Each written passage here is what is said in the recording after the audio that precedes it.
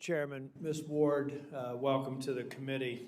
You may not know that I'm actually sitting in the seat that was occupied by Senator Dole back in the day, and very proud of the work she continues to do in this and so many other areas. So welcome to the committee. Before I ask a few questions, first, Dr. Hoover, we're going to be submitting for the record some questions that I'd like to get from you in terms of the sort of the fabric that has to come together to provide a network and supporting people suffering from this horrible disease.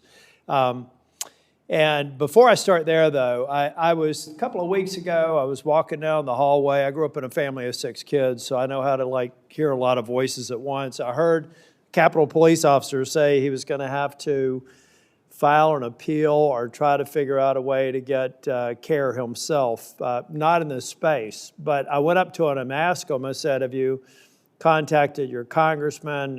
He's not from North Carolina. I said, but look, I want to help you out.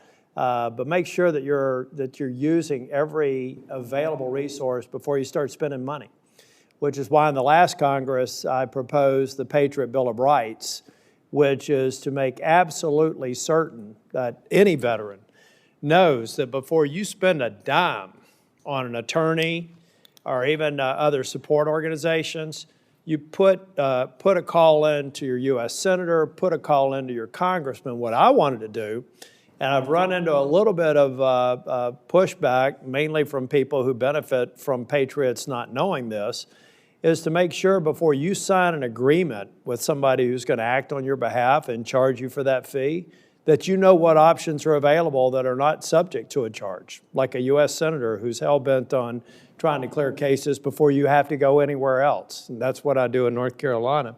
So we're going to reintroduce the Patriots Bill of Rights. It's pretty straightforward. If you're going after Camp Lejeune toxics or you're trying to help somebody, I want a piece of paper down there that says these options were available to you. If you haven't used them, you may want to. Before some of the benefits that you've worked hard for and deserve go to somebody else representing on your behalf. We can't close all cases. Some of them have to be adjudicated, and there's an appropriate place.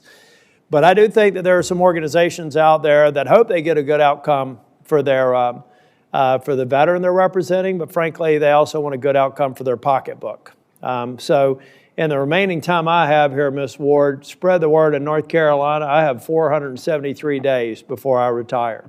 And I'm not counting those days because I'm counting the days to get out of here. That's how much more time I have to help. Ms. Bailey, and to everyone, I have a personal story on caregiving. I know how hard it can be. Even that coffee break, your testimony was very compelling. I don't believe I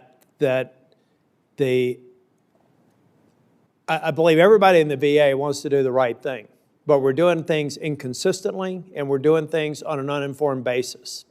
We don't need somebody providing care to a very specific disease that has very specific protocols for trying to provide the best care. We don't want somebody doing on-the-job training, to your point, Ms. Bailey. There are good stories to be told, even in North Carolina. But the variation between facilities within our state and the variation across the country is unacceptable. I worked in management consulting for my entire career before I got into public service. There's such a thing as best practices. And what I'd like for you all to think about in your from your respective organizations, let's shine some light on some best practices that are going on in the VA and then put pressure that's oftentimes a resource issue.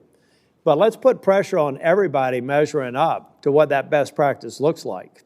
And let's make sure that the secretary, who I have great confidence in, and everybody in the VA, I mean, people are working hard, but it's all about resource, connections, and setting high expectations and measuring the results.